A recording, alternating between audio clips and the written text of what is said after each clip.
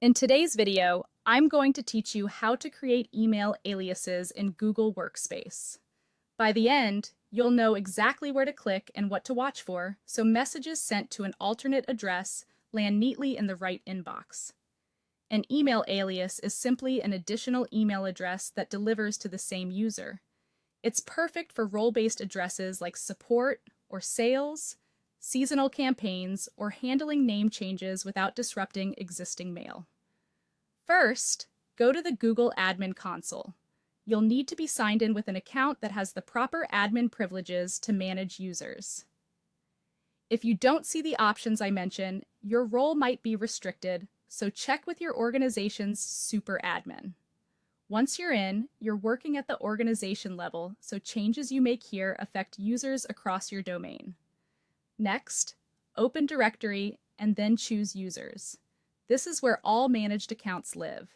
If your layout looks a little different, use the search bar at the top of the admin console to quickly find Users.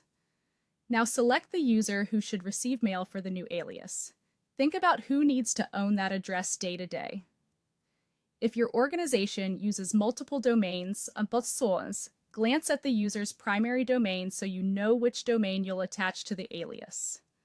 Remember, all messages to the alias will deliver to this person's existing inbox. In the user's profile page, look for the section labeled Alternate Email Addresses or Add Alternate Emails and click it. This opens the place where you manage aliases for that individual account.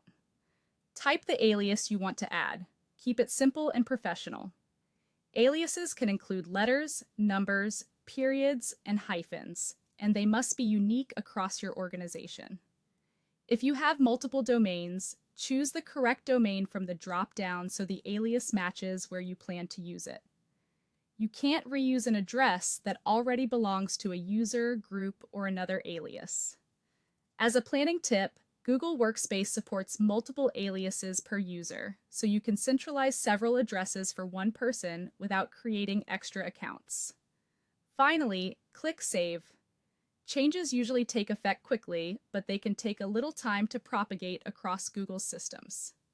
Once saved, messages sent to that alias will arrive in the user's primary inbox, just like any other mail they receive. If the user needs to send mail from the alias, that can be configured in Gmail under Send Mail As using the new alias you just added. And that's it.